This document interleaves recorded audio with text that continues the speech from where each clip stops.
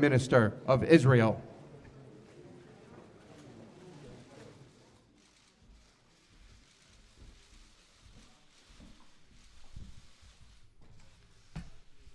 Thank you very much.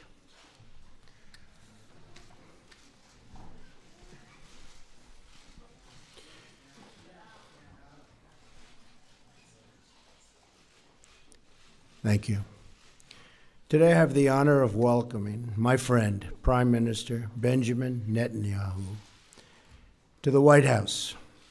With this visit, the United States again reaffirms our unbreakable bond with our cherished ally, Israel. The partnership between our two countries, built on our shared values, has advanced the cause of human freedom, dignity, and peace. These are the building blocks of democracy. The State of Israel is a symbol to the world of resilience in the face of oppression. You can think of no other state that's gone through what they've gone, and of survival in the face of genocide. We will never forget what the Jewish people have endured. Your perseverance in the face of hostility, your open democracy in the face of violence, and your success in the face of tall odds is truly inspirational. The security challenges faced by Israel are enormous, including the threat of Iran's nuclear ambitions, which I've talked a lot about. One of the worst deals I've ever seen is the Iran deal. My administration has already imposed new sanctions on Iran, and I will do more to prevent Iran from ever developing, ever, a nuclear weapon. Our security assistance to Israel is currently at an all-time high, ensuring that Israel has the ability to defend itself from threats, of which there are, unfortunately, many. Both of our countries will continue and grow. We have a long history of cooperation in the fight against terrorism and the fight against those who do not value human life. America and Israel are two nations that cherish the value of all human life. This is one more reason why we reject unfair and one-sided actions against Israel at the United Nations, which has treated Israel, in my opinion, very, very unfairly, or other international forums, as well as boycotts that target Israel. Our administration is committed to working with Israel and our common allies in the region towards greater security and stability. That includes working toward a peace agreement between Israel and the Palestinians. The United States will encourage a peace and really a great peace deal. We'll be working on it very, very diligently. Very important to me also, something we want to do. But it is the parties themselves who must directly negotiate such an agreement. We'll be beside them. We'll be working with them. As with any successful negotiation, both sides will have to make compromises. You know that, right? Both sides. I want the Israeli people to know that the United States stands with Israel in the struggle against terrorism. As you know, Mr. Prime Minister, our two nations will always condemn terrorist acts. Peace requires nations to uphold the dignity of human life and to be a voice for all of those who are endangered and forgotten. Those are the ideals to which we all and will always aspire and commit. This will be the first of many productive meetings, and I again, Mr. Prime Minister, thank you very much for being with us today. Mr. Prime Minister, thank you.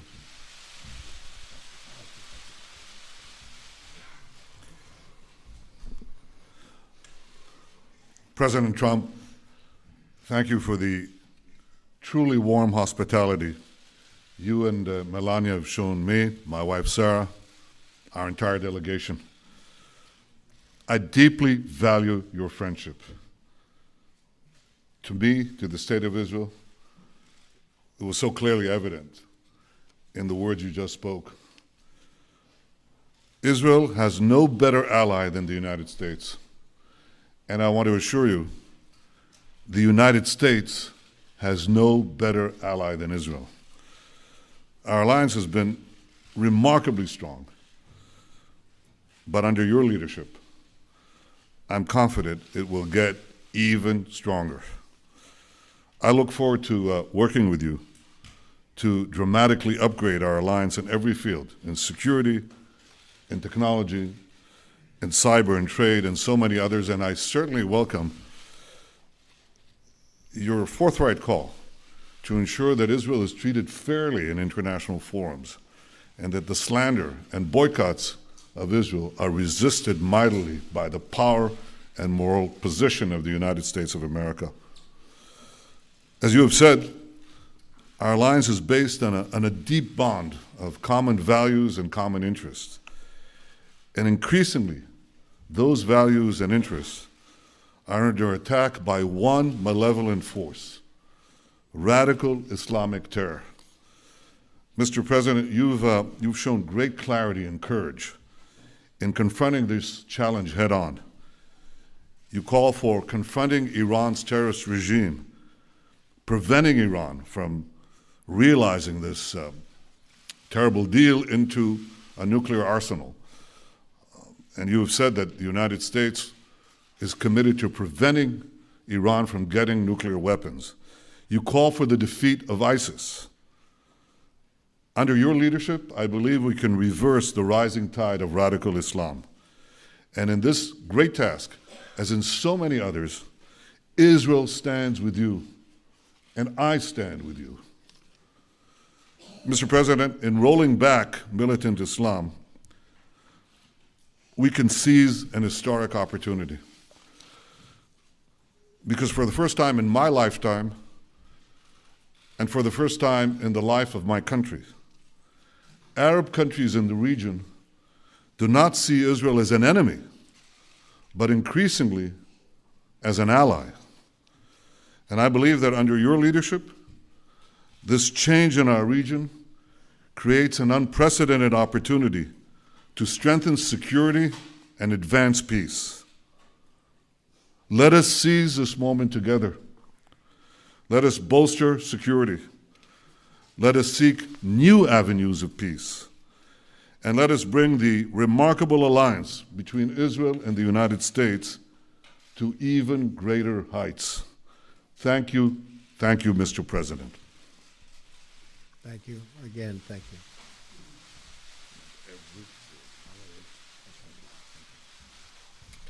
We'll take a couple of questions. David Brody, that's Christian Broadcasting. David? Thank you, Mr. President, Mr. Prime Minister. Both of you have criticized the Iran nuclear deal and at times even called for its repeal.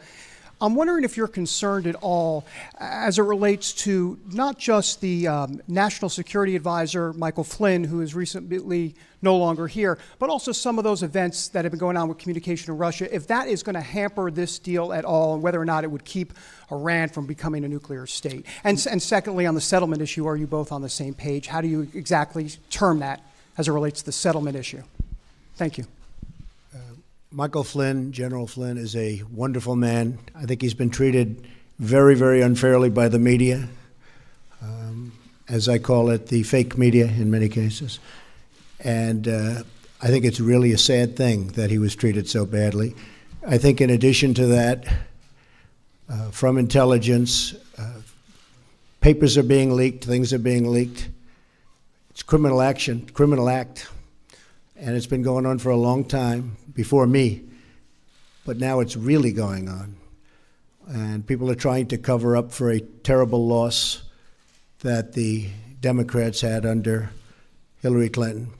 I think it's very, very unfair what's happened to General Flynn, the way he was treated, and the documents and papers that were illegally, I stress that, illegally leaked. Very, very unfair.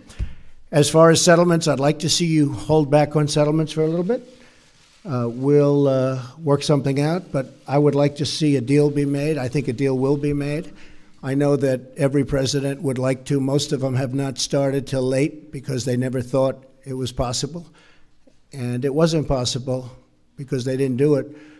But Bibi and I have known each other a long time. A smart man, great negotiator. And I think we're going to make a deal. It might be a bigger and better deal than people in this room even understand. That's a possibility. So let's see what we do. Let's try it. Doesn't sound too optimistic, but that's he's a good negotiator. That's the art of the deal. I also want to thank.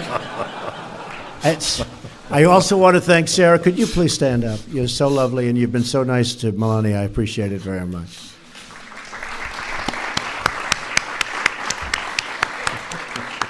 Thank you. Your turn. Was it Udi Segal? Yeah, please, go ahead. Thank you very much. Mr. President, in your vision for the new Middle East peace, are you ready to give up of the notion of two-state solution that was adopted by previous administration? And will you be willing to hear different ideas from the prime ministers, as some of his partners are asking him to do, for example, annexation of parts of the West Bank and unrestricted settlement constructions? And one more question, are you going to fulfill your promise to move the U.S. Embassy in Israel to Jerusalem, and if so, when? And Mr. Prime Minister, did you come here tonight to tell the President that you are backing off the two-state solution? Thank you. So I'm looking at two-state and one-state, and I like the one that both parties like. I'm very happy with the one that both parties like. I can live with either one.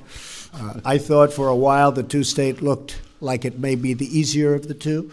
But honestly, if Bibi and if the Palestinians, if Israel and the Palestinians are happy, I'm happy with the one they like the best. As far as the embassy moving to Jerusalem, I'd love to see that happen.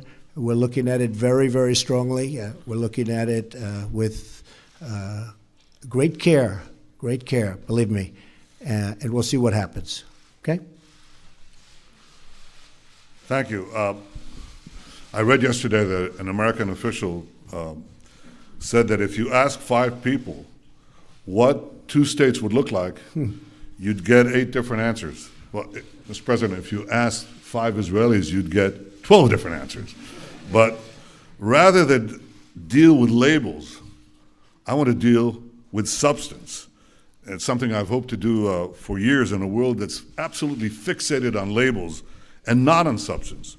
So here's the substance. There are 2 prerequisites for peace that I laid out several years ago, and they haven't changed.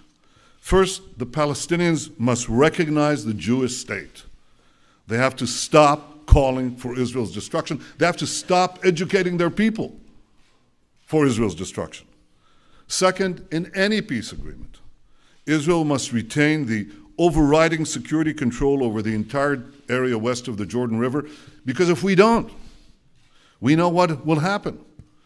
Because otherwise, we'll get another radical Islamic terrorist state in the Palestinian areas, exploding the peace, exploding the Middle East. Now, unfortunately, the Palestinians vehemently reject both prerequisites for peace. First, they continue to call for Israel's destruction inside their schools, inside their mosques, inside the textbooks. You have to read it to believe it. They even deny, Mr. President, our historical connection to our homeland. And I suppose you have to ask yourself, why are Jews called Jews? Well, the Chinese are called Chinese because they come from China. The Japanese are called Japanese because they come from Japan. Well, Jews are called Jews because they come from Judea. This is our ancestral homeland. Jews are not foreign colonialists in Judea. So unfortunately, the Palestinians not only deny the past, they also poison the present. They name public squares in honor of mass murderers who murdered Israelis, and I have to say, who also murdered Americans. They pay monthly salaries to the families of murderers, like the family of the terrorist who killed Taylor Force, a wonderful young American, a West Point graduate, who was stabbed to death while visiting Israel. So this is the source of the conflict. The persistent Palestinian refusal to recognize a Jewish state in any boundary, this persistent rejectionism, that's the reason we don't have peace. Now that has to change. I want it to change. Not only have I not abandoned these two prerequisites of peace, they've become even more important because of the rising tide of fanaticism that has swept the Middle East and has also, unfortunately, infected Palestinian society. So I want this to change. I want those two prerequisites of peace, substance, not labels. I want them reinstated. But if anyone believes that I, as Prime Minister of Israel, responsible for the security of my country, would blindly walk into a Palestinian terrorist state that seeks the destruction of my country, they're gravely mistaken. The two prerequisites of peace, recognition of the Jewish state, and Israel's security needs west of the Jordan, they remain pertinent. We have to look for new ways, new ideas on how to reinstate them and how to move peace forward. And I believe that the great opportunity for peace comes from a regional approach, from involving our newfound Arab partners in the pursuit of a broader peace and peace with the Palestinians. And I greatly look forward to discussing this in detail with you, Mr. President, because I think that if we work together, we have a shot. And we have been discussing that, and it is something that is very different, hasn't been discussed before, and it's actually a much bigger deal, a much more important deal in a sense. It would take in many, many countries, and it would cover a very large territory. So I didn't know you were going to be mentioning that, but that's now that you did, I think it's a terrific thing. And I think we have some pretty good cooperation from people that in the past would never, ever have even thought about doing this. So we'll see how that works out. Okay. Katie from Town Hall. Where's Katie? Right there. Katie? Thank you, Mr. President. You said in your earlier remarks that both sides will have to make compromises when it comes to a peace deal. You mentioned a halt on settlements. Can you lay out a few more specific compromises that you have in mind, both for the Israelis and for the Palestinians? And Mr. Prime Minister, what expectations do you have from the new administration about how to either amend the Iran nuclear agreement or how to dismantle it altogether, and how to overall work with the new administration to combat Iran's increased aggression, not only in the last couple of months, but the past couple of years as well? It's actually an interesting question. I think that the Israelis are going to have to show some flexibility, which is hard. It's hard to do. They're going to have to show the fact that they really want to make a deal. I think our new concept that we've been discussing actually for a while is something that allows them to show more flexibility than they have in the past, because you have a lot bigger canvas to play with. And I think they'll do that. I think they very much would like to make a deal, or I wouldn't be happy, and I wouldn't be here, and I wouldn't be as optimistic as I am. I really think I can tell you from the standpoint of Bibi and from the standpoint of Israel, I really believe they want to make a deal, and they'd like to see the big deal. I think the Palestinians have to get rid of some of that hate that they're taught from a very young age. They're taught tremendous hate. I've seen what they're taught. And you can talk about flexibility there too, but it starts at a very young age, and it starts in the schoolroom. And they have to acknowledge Israel. They're going to have to do that. There's no way a deal can be made if they're not ready to acknowledge a very, very great and important country. And I think they're going to be willing to do that also. But now I also believe we're going to have, Katie, other players at a very high level, and I think it might make it easier on both the Palestinians and Israel to get something done. Okay? Thank you. Very interesting question. Thank you. You asked about Iran. One thing is preventing Iran from getting nuclear weapons, something that President Trump and I think, are deeply committed to do.